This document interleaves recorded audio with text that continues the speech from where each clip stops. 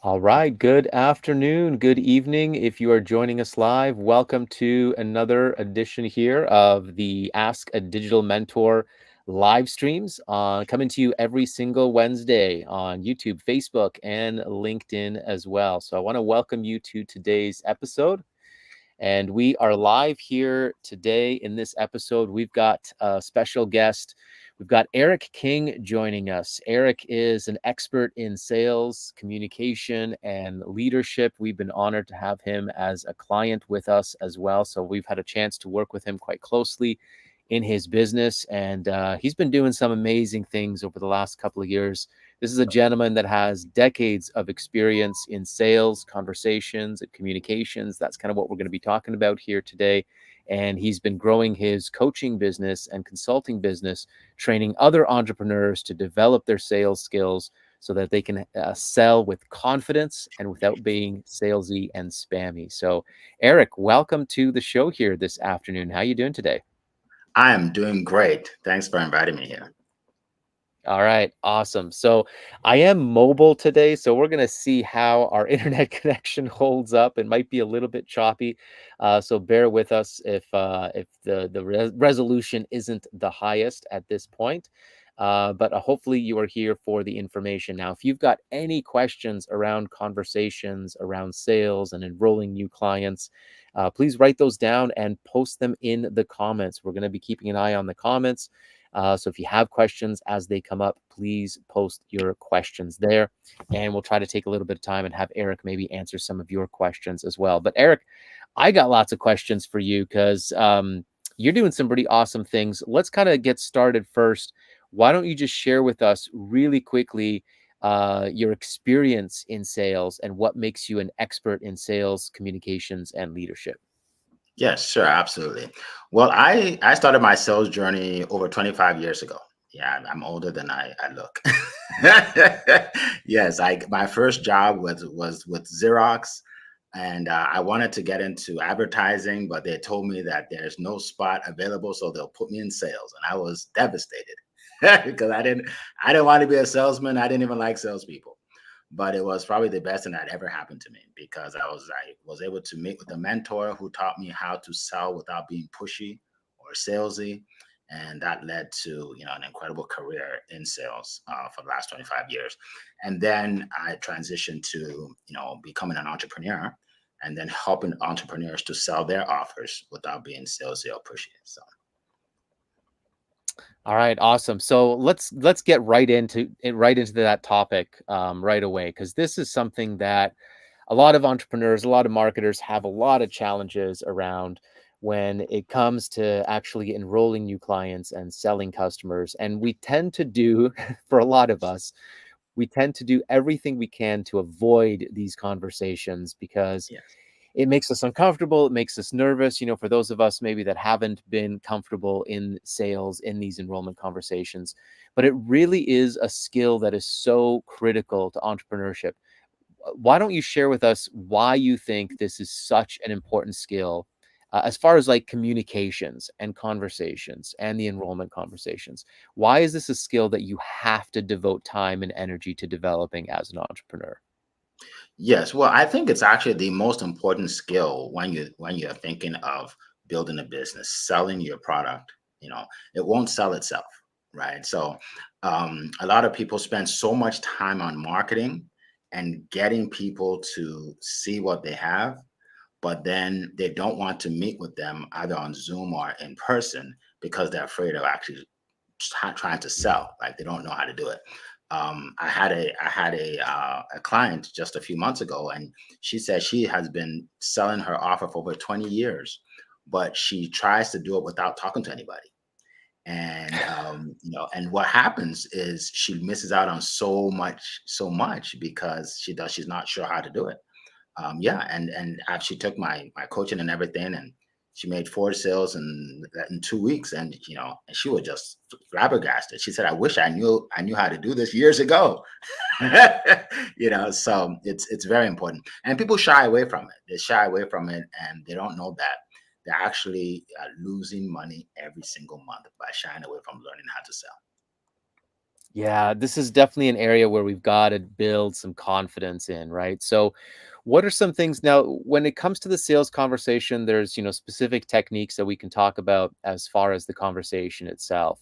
But let's let's kind of look at the what sets up the conversation, right? The how we set up the conversation, how we lead somebody into the conversation. What are some things that we've got to be doing in our marketing and in our branding so that we have better enrollment and sales conversations once we get the prospect there? Sure. I think one of the things we have to do is to give a lot of value. So, free value for people to see and learn from before you even ever get on a call like this with a prospect.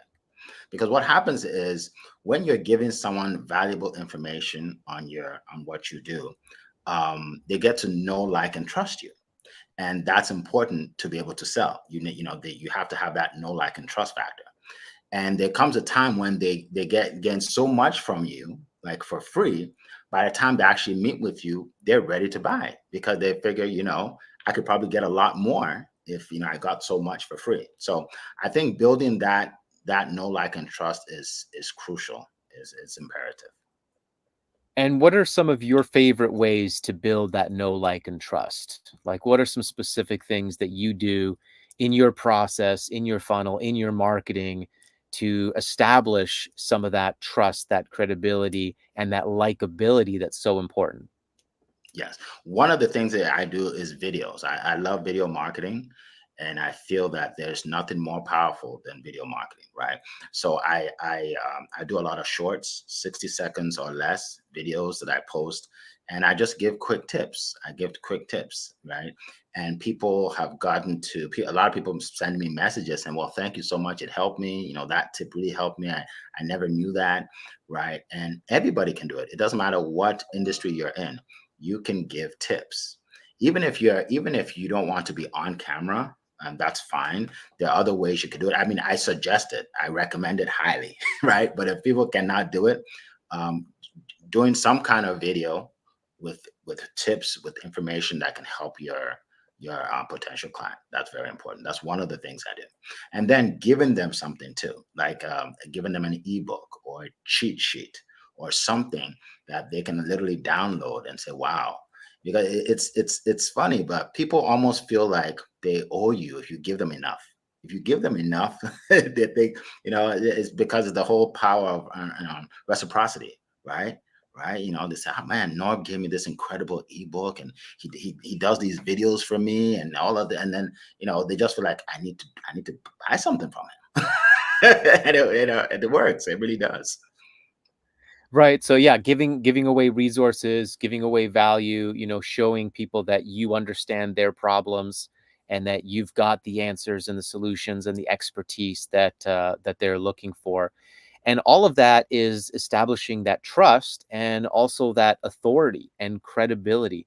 What are some ways that we can establish authority and credibility, even if we're just getting started with marketing? What are some things that you've done in the past and that you help your clients do as well to establish a little bit more credibility, a little bit more authority online? Okay. Well, the best thing, first of all, is to find out what their main problems are, right? Mm. If you are helping them overcome their main problems, they see you as an authority, as a leader, because anybody can just give any kind of generic talk. But if you find out what they really want, and don't be afraid to give the information out, because some people, they want to hold on to it. And then I hear people say, well, I don't want to give them the information because then they won't buy from me. The problem is, if you don't give them the information, they won't buy from you anyway because they don't know you have the information. so yeah, so I think that shows that you're a leader if you actually put out great information like that. So you mentioned the word leader. Yes, Can you hear me? I think we just cut I, out for I a can hear second you. there. Can you hear I me can now? hear you perfectly. Yeah. Okay, good. You mentioned the word leader, and that just kind of opens up this topic of leadership, which is so important. Um, we talked about this a lot in our sessions as we were developing, some of your programs and funnels and marketing messages and stuff. What is the role of leadership in sales? How important is leadership, and how do we leverage leadership when dealing with our prospects and potentially customers? Yeah, well, so leadership, it's when you're able to take people from where they are to where they want to go. And sometimes it's more of you are telling them what they need to know, right? For instance, if you're sharing your offer with somebody, and let's say they have an objection, they have an objection like, I have to think about it, or I have to talk to somebody, that's fine. But a true leader would help them get over that. In other words, you will, obviously you acknowledge the objection, you'll handle the objection and help them make that next step so they can get your offer, because once they get it, it's going to help them, it's going to benefit them. So that's part of leadership. That's part of leadership, taking that next step and not just saying, oh, okay, no problem, because then you didn't help them, because sales is service, you didn't serve them, right? So that's part of leadership.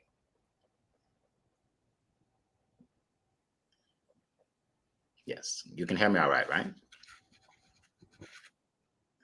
Yeah, it was a little bit choppy there. So I'm actually gonna switch back over onto my cell phone because it was a little bit better connection. So just give me Sure, no one problem. second and I'll be right back. I'll ask you the question first, and then while you're answering, I'll switch over. Um, so let's talk about the conversations, the preliminary conversations that we can have with prospects on social media through direct messaging. Direct messaging is such a powerful tool that we can use right now. We can connect with people on social media and instantly get into direct messages with them. Can you give some tips when we're having those initial conversations and trying to qualify the prospect to get them on our, one-on-one Zoom call, our discovery call, our strategy call? Can you give us some tips on how we can handle those conversations to make them effective and efficient so we're not wasting our time and their time and we're moving people through the process? Sure, absolutely. Well, one thing that's important is to ask questions. You want to ask questions to find out what it is that they're looking for, and also if they're a good fit for you, right? That's crucial, because sometimes we just assume that they want what we have, right? But they may want it, but they may want it in a different way, like you just don't know. So like, let's say I put up a post and someone likes my post and says, "Great point." And I could say something like, "Okay, well, thank you. What did you like most about it?" And then when they say what they like most about it, again, I'll thank them. I'll say, "Okay, so what do you do?" Right? And then that's how you develop the rapport. You find out what they do, right? And then, if you start getting into a conversation where you feel that your offer can help them, instead of giving them all your information online, you want to get them on a call. That's when you'll be able to flesh out exactly what they need, and you'll be able to, share your offer with them. So even though it's important, the messages are important. You don't want to sell on those messages, right? Because the back and forth is not as easy than if you actually have them on a call. Now, you gotta obviously create demand for them to want to get on that call with you and keep that appointment. What are there some things that you can do in that conversation to build up that demand and that desire for them to want to get on that call with you? Yes. If they, for instance, if they ask a question, you can give them, you'll give them an answer, but then you'll tell them that, what, um, I can actually go over that with you. Like, we can spend time together, right? To actually go over that. I have other resources I can share with you, right? Let's jump on a short call, right? Make it more informal. Don't a lot of people try to get so formal. Make it informal. Just, it's a discovery call, right? Don't look at it as a sales call, right? I've mentioned to people, well, you have time right now, we can hop on a short call, and they're like, okay. Right. Sometimes it's how you say it also. Don't make it such a big deal. Like, let's meet next week at 4 o'clock on a Wednesday. Like, that's too much. Just get them on a call, talk, chat, and find out if they're actually a good fit. Yeah. That's huge right there. So it's just the way that you're even perceiving that call, right? If you're making it into this big deal, then they're going to make it into a big deal, and there's going to be resistance and hesitancy. And so that's a huge tip there. Just make it conversational, make it light. And let's just talk about that kind of that philosophical approach and philosophical perspective of how you approach sales calls. So a couple of things that I picked up from you right there is it's just light, it's conversational, it's not a big deal. You're not going to hard sell them. It's just a discovery call. Can you share with us a little bit more on that? Like how we need to shift our mindset Yes. around this process. It's not a sales process, and we're not trying to sell them into something. What is it that we're really doing here to make this more comfortable for us and for our prospect?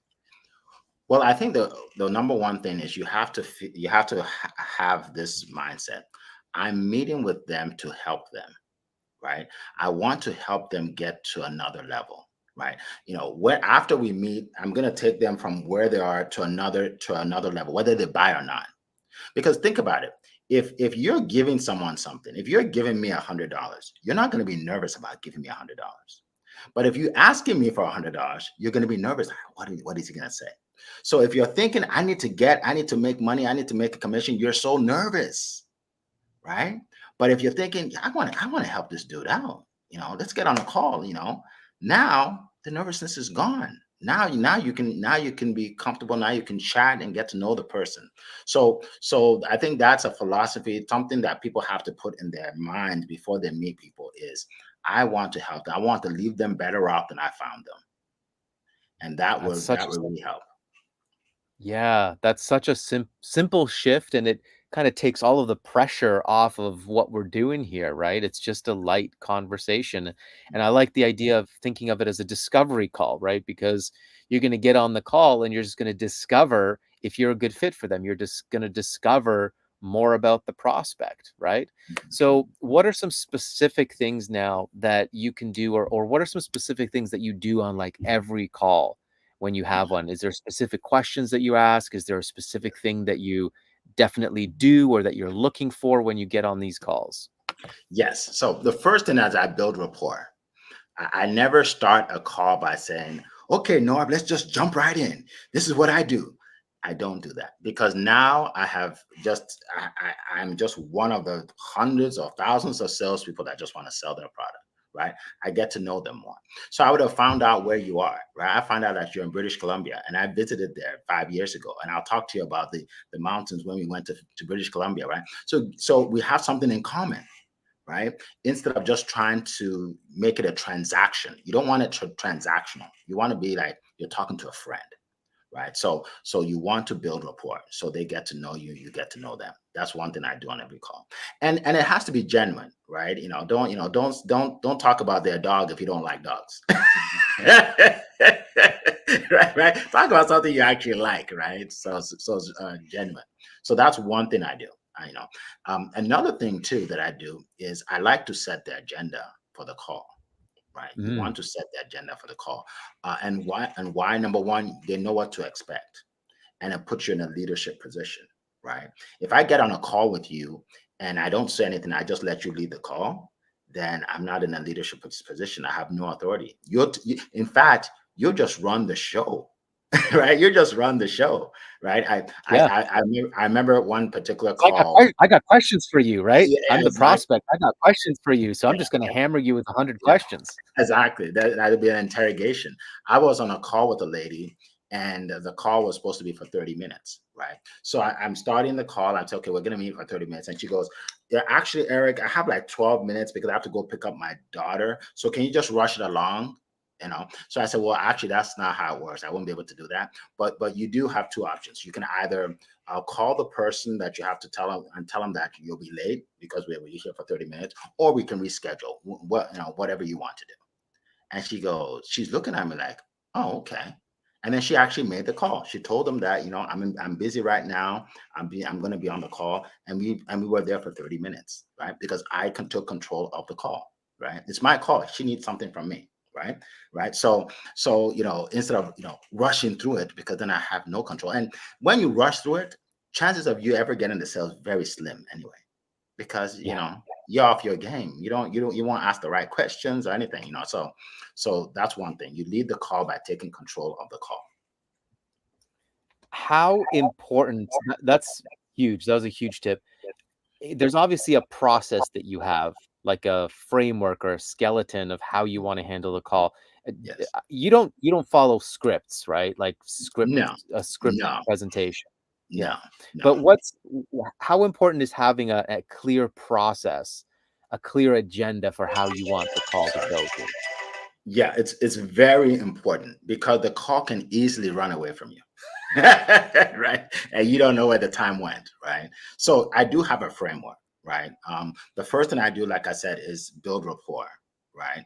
And then I tell them what the agenda is. So I tell them, we're going to be meeting for about 30 minutes, and I'm going to ask you a few questions, just to see if this could be a good fit. And if I think it is, I'll tell you more about what I'm offering, and then I'll give you a chance to ask any questions. Okay, and then you can make a decision if it's for you or not. Sound fair? And they're like, okay. So I just told them how it's gonna go. So and by doing that, they know, number one, they know I'm a leader. They're more likely to buy from me anyway because they say that I know what I'm doing. I'm not just going all over the place, right? I know what I'm doing, right? And they've given me permission to ask questions, so now I can ask questions because they've given me permission to ask questions, right? And I told them that you can make a decision whether you want to get it or not, right? So I give them an out also, which is very important. You always want to give people an out. They're more likely to listen to you and buy than if you just try to push them into a corner. Love it. Great. Awesome. That's a great framework, great simple process, and really important to do that. I'm just going to put up the domain really quickly for your ebook, compassionatecloser.com. This is where you can get access to Eric's ebook, Unlock the King's Code for Influence and Persuasion. And you'll learn some secrets there on how to triple your sales and boost your income with some of these things that we're talking about here today. Why don't we talk? And guys, if you have any questions, if you're watching the stream right now, we can see your comments as well. So if you have any questions, challenges that you run into when it comes to you having enrollment conversations or conversations with your prospects, feel free to post those questions in the comments. We might be able to answer a couple of those questions as well. I've got another one here for you. Mistakes. What are some of the common mistakes that people make when it comes to having these conversations, these Zoom calls, and these discovery calls and stuff? What are some of the big mistakes that you see people making all the time, and the ones that we really got to watch out for? Yes, that's a great question. I think one of the biggest mistakes is not asking questions or not asking the right questions. If you Mm. meet with the prospect and you don't ask questions, you're not helping them. You're just trying to pitch your offer, right? You have to ask questions. You have to find out what is it that they're looking for, right? What result do they want, right? And dig deep to find out what exactly they're looking for.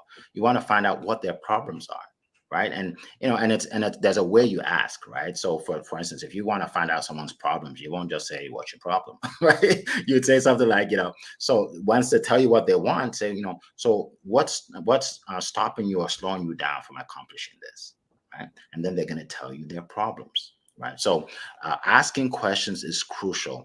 I spend more time asking questions and listening than I do actually selling my product or service. Because when you know exactly what they want, it's the selling is the easy part. It's easy. When you don't, then you feel like you just have to tell them everything you do, and then it becomes overwhelming to them. Then they're like, I have to think about that. It's too much.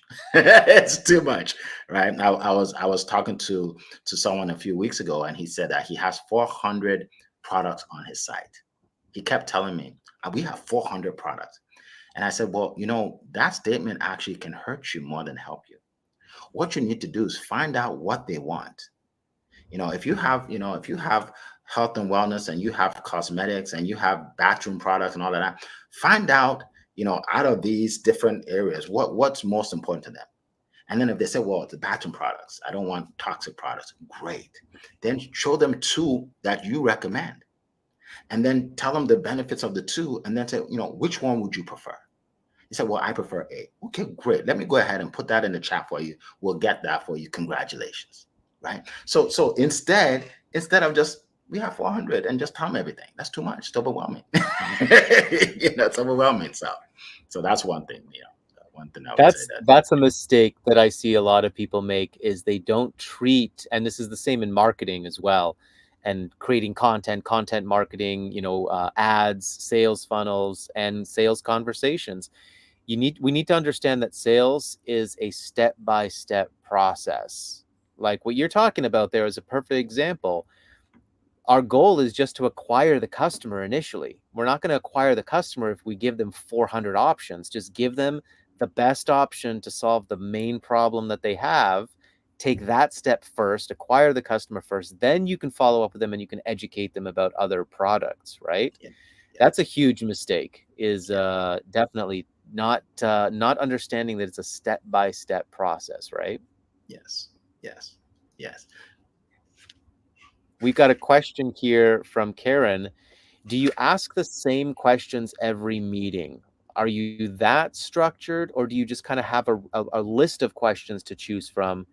And how many questions is too many questions? That's actually a really good question too, because you don't want to be this huge interrogation, right? You don't want to be an Yes, hour-long interrogation where you're yeah, asking a lot exactly, of questions, right? exactly. Yeah. So how do you Yeah. find that balance? Yes, so I do have certain questions. I call them the magic questions, and they're about 9 or 10. But I don't ask them all at the same every time, right? Because different situations calls for different questions. You do want to have a question that will enable them to tell you what they want. That's for sure. That you have to ask that question. You want to ask the question about the problems. You want to know what their problems are. And then, you want to ask a question that has to do with that. I call it a consequence question, right? If you don't accomplish this goal, what happens, right? You want to ask that, right? So to answer your question, I do have certain questions. I don't ask all of them all the time, right? It has to apply. It has to apply. And I don't do it as an interrogation either. So if I ask you a question and you answer me, I can say something about that too. We can be lighthearted about it, right? I say, you know what? I went through the same thing, right? So it's not like question number one, question number two, question number three. Then you sound like a prosecutor, right? So yeah, so to answer the question, you have to make it. You don't want to make it seem like you're grilling the person. You're asking questions to find out how you can help them because you want to help them, right? Yeah. Okay, awesome. Objections is a big one. That's always seems to be the common question when we talk about sales. How do you deal with objections, right? You got the money objections, you got the time objections, you got the I got to talk with my dog walker objections, all that Yeah. kind of stuff. Yeah. What are some tips you could give us around that? Like, do you have, specific lines that you use all the time to come back at an objection, or what's a better way to deal with objections?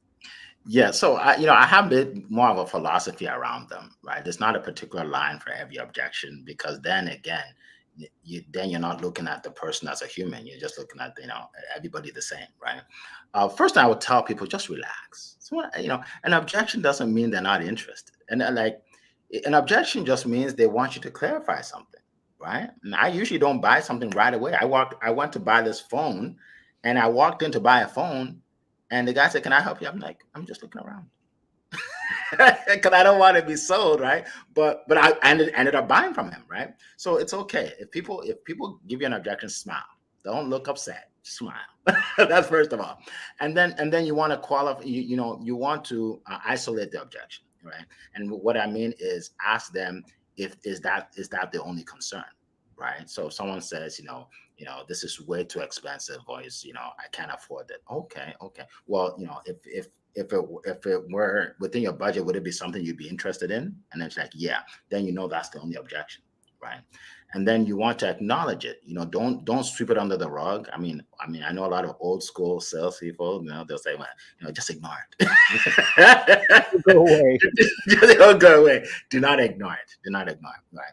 Now, one thing I will say too, though, if you do a good job of finding out what they want before you actually make your offer, your objection will reduce. You'll have less objections because you're answering the questions that they have before you get there. Okay, and then every objection, they're different, right? So if it's a money objection, for instance, right?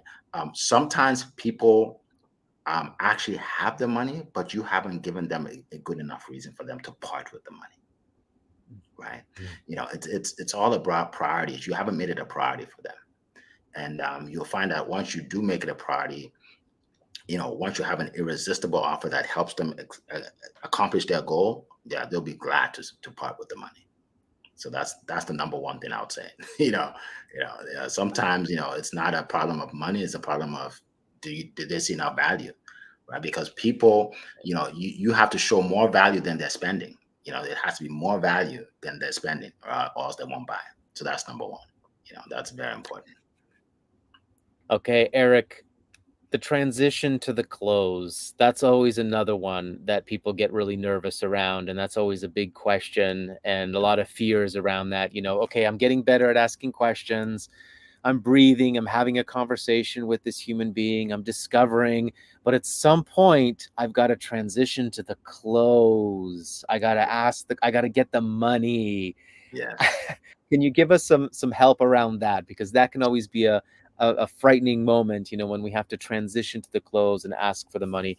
What again? Can you give us a philosophical approach on this? How do you approach that transition, and maybe some specific things that you say? Sure. So I teach people to sell like a doctor, right? If you're to walk into a hospital and you're sick, and the doctor walks in and say, hey, you know what, we have this antibiotic that's really working for a lot of people. It worked for Susie just yesterday, it worked for Dan the day before, so I'm going to go ahead and prescribe that to you. You're going to look at him like, wow, that's malpractice, right? Like, you can't, doesn't make sense, right? So what I tell people is, once you ask the right questions, like the doctor finds out what are your symptoms, and they find out, and then they'll be able to prescribe something for that. It's seamless, it's logical, right? So if I found out your problems, if I found out what they are, and then I tell you what I offer and how it helps your specific problem, right? Then I tell you this is how much it is. Then it's just logical for me to say, are you ready to get started? Because I've taken you through a journey that's helping you, right? Then it becomes more comfortable to close the deal. Yeah, I love it. I love it. Such simple little tips, and just the way we approach it, the perspective that we bring into these conversations is so huge. Yeah. All right. If there's any questions, again, post those in the comments. We're gonna shift just a little bit before we kind of move on and get to the kind of wrap up this conversation here. I do want to let the viewers know about a couple of free resources that they can take advantage with us here. We've got the Digital Mentors Workshop that we deliver, and right now you can still get complimentary tickets for our next workshop, which is going to be happening, I believe, on Saturday, it's like May the 4th, I believe, is the date. It's the first week of May. And you can also check out our AI Compass tool, the Digital Mentors Compass. If you're looking to build a coaching or digital course business, monetize your knowledge, this is a really great AI tool that'll ask you a series of questions and give you back a report on how you can best build a business around your gifts, talents, and expertise. So check out those two free resources for you right now. So I wanted to talk to you about something that you're working on, you've been working on recently, and you're really excited about. You had a chance to, you created an event, a studio speaking event, Yes. and you're kind of running with this now. You're doing another one coming up shortly. And I think it's a really cool opportunity for anybody who's looking to build some of that authority and credibility and get some speaking experience as well. Can you tell me a little bit about this concept? How did it come about? How did you come about this idea? And what was your first result with it as well? So let's talk Sure. about that a little bit. Absolutely. They say success leaves clues. So I see a lot of successful people online, people like Anthony Robbins, right? That we know them, they're bigger than life. And they speak in these studios, these life size, with life size Zooms, right? Um, and I wanted to be on one of those stages. Now, uh, Anthony Robbins has the people, he has people he works with. He probably won't put me on his stage. As great as I think I am, right? He probably won't put me on his stage. So I figured I'm going to create a stage. I'm going to, create a stage where I can actually speak in studio. And I did. I contacted a company that has a stage, a studio. I went there and I did a presentation, and I found out that it gave me more credibility, right? My audience saw me differently because I was on that stage instead of just being on a regular Zoom. And I was able to get more clients that way. People that have been following me for a long time all of a sudden said, okay, I want to work with you, right? So I decided I want to share this with more people.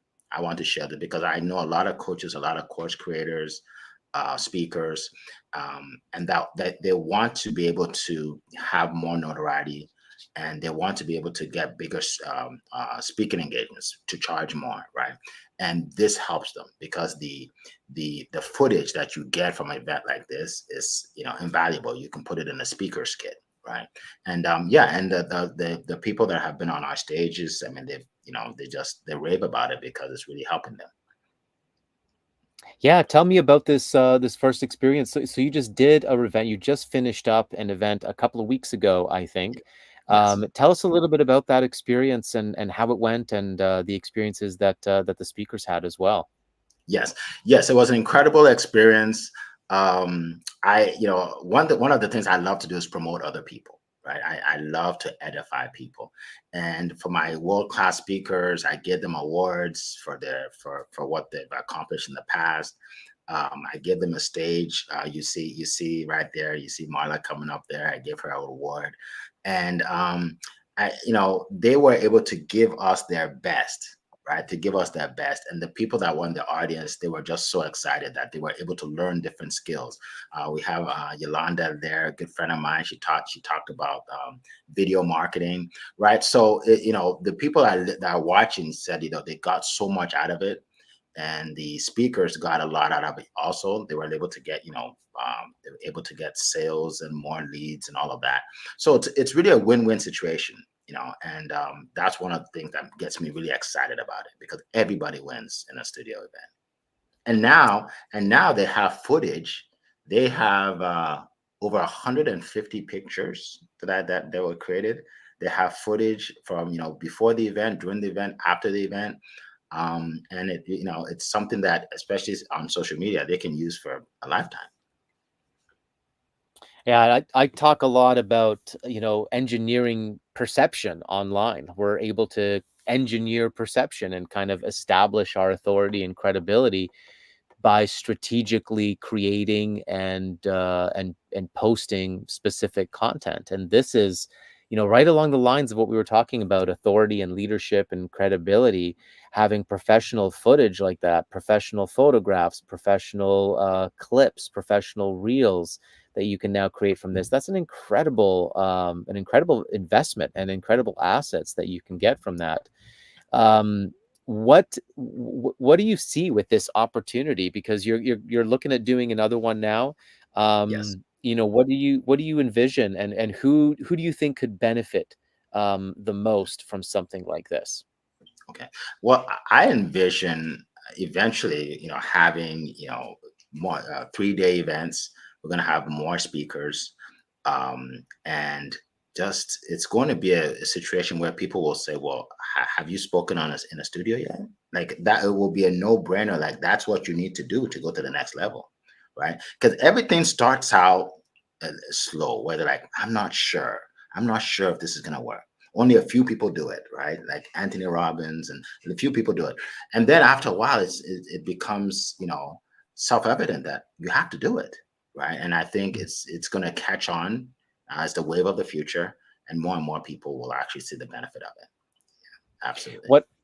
What I love about the way you set up the event too, and I don't know if you're going to keep doing it the same way, but I thought it was pretty smart, is you actually gave access to that event for free so that people could register for free and attend the event, which I would imagine increases viewership and gets more eyeballs and more exposure for all of the speakers, which is Yes. awesome.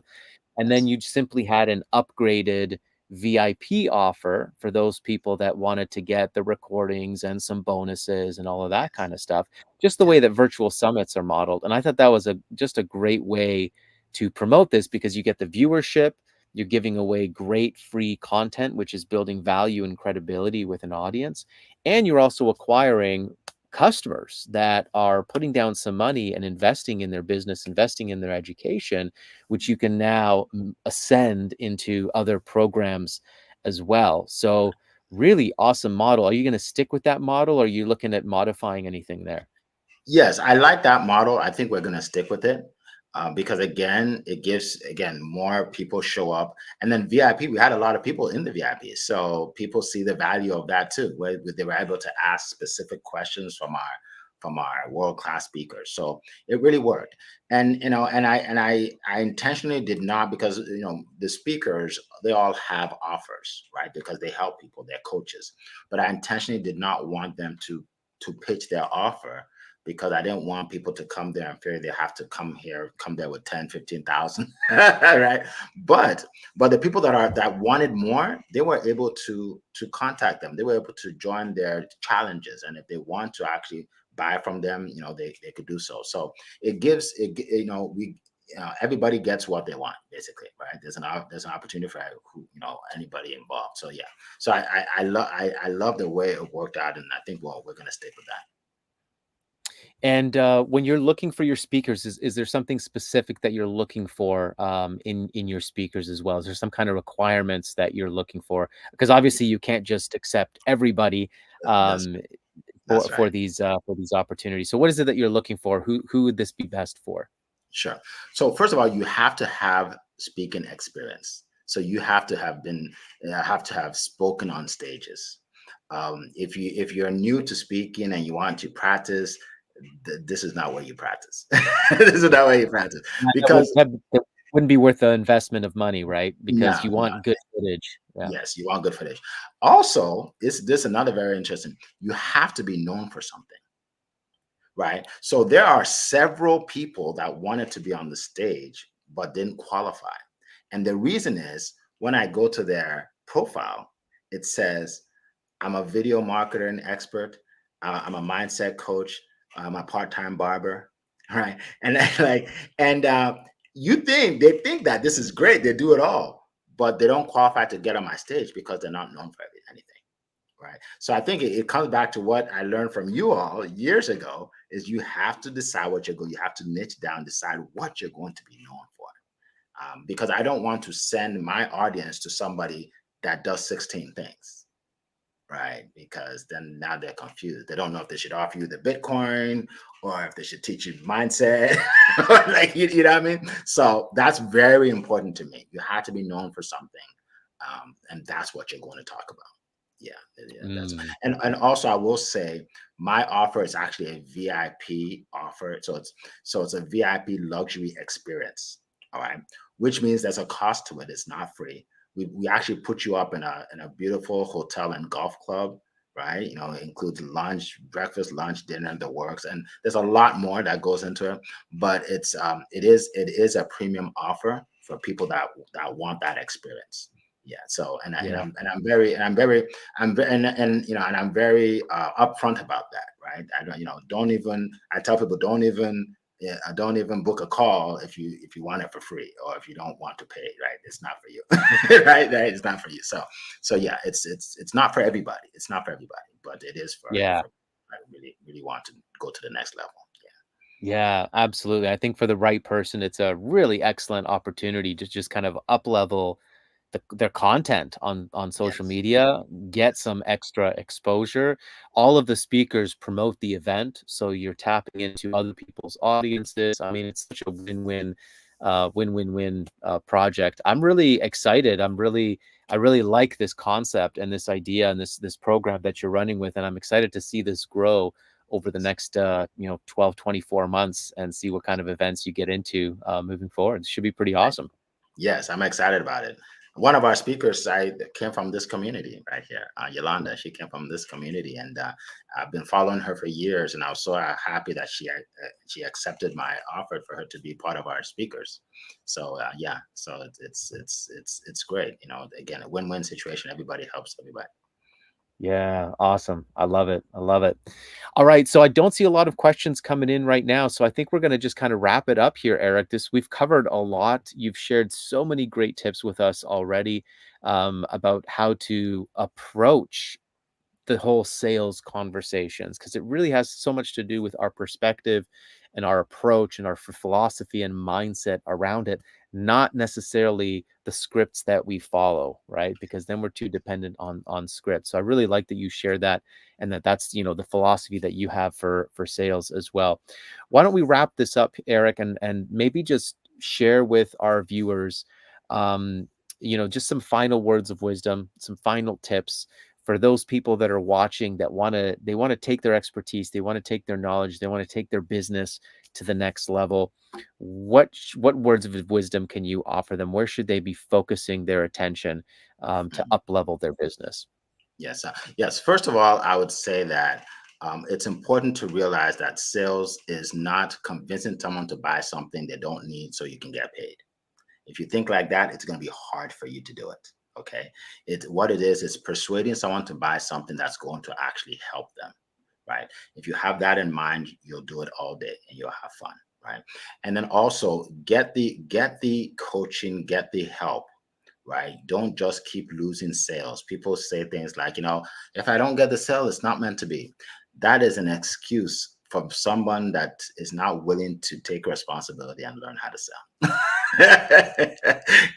So even if you can't afford the coaching or something, get my ebook, learn from that, right? Learn from my videos. I post videos every day, right? Find a way to up level your sales game, right?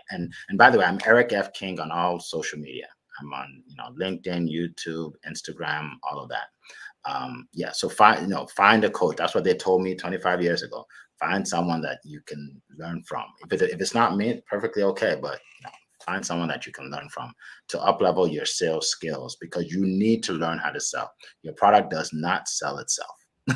So that's what I'd say. That's awesome. That's a perfect place to leave this. That's a big focus of mine is just encouraging people to focus on skill development, right? That's what we can control, is we can control how much focus and energy we put into developing our skills, and sales skills, communication skills. It's a non-negotiable. It's a skill that we have to develop as an entrepreneur. So I really appreciate you sharing that with us. All right, guys, go connect with Eric on social media, Eric F. King on his social medias, compassionatecloser.com to grab a copy of his ebook. And like I said, for you guys here at Digital Mentors, we've got a couple of resources for you as well. We've got the compass, and we've got the workshops that we're going to be holding on a regular basis as well for you to attend and learn how to monetize your knowledge, how to build a business in the mentorship space online, virtually, and get the clients and build the business that you dream of. So, Eric, thank you so No, much for joining can us I here say one today. more thing? Yes. One more thing. Yeah, Yeah, I know absolutely. we never talked about this, but I'd be remiss if I didn't tell everybody that the reason I'm able to create courses and coaching programs is because of you guys. I learned it all from you, right? So I know you're humble. You didn't talk about that, but yeah, like I would not have a coaching program right now if it's not for Norb, Brian, and Jim. I would not have a course that I put in together. In fact, what I'm doing with the studio rooms, that is an offer. It's called an offer. I would not know how to create an offer if I didn't go through this program. It started with a I think it was a Saturday event like this that I joined like 4 years ago. That was my first time, just like this workshop. And I learned so much. And then I got into the program, and then I just, elevated to, I guess, the higher levels after a while. But it all started there. So if you want to be able to build a business online, create a digital course, create a coaching or anything, this is where to go. I don't know anybody that does it better than you guys. So thank you very much. Thanks, Eric. Appreciate that. Yeah, it's been a pleasure working with you. Real honor to see you because you just apply what we teach you. I mean, you're an action taker, and you've taken some amazing action. You've created some awesome offers, and you just keep growing and growing. And this latest studio speaking offer is pretty darn exciting. A really cool offer for you to run with right now. So, yeah, it's going to be awesome watching it grow and watching it develop. So appreciate that, Eric. Thank you so much, guys. No problem. All right. Well, thank you, Eric, for joining us today and sharing with us some of your expertise and your value and your wisdom in this area of sales and communication. And appreciate everybody who joined us live with your comments and a couple of questions as well. So we do appreciate that. And if you're watching the recording here, make sure to like, subscribe, and share it with your networks as well. All right, guys, we will see you next Wednesday, every Wednesday. Ask a Digital Mentor live stream. Have a great night, everyone. Bye, everybody.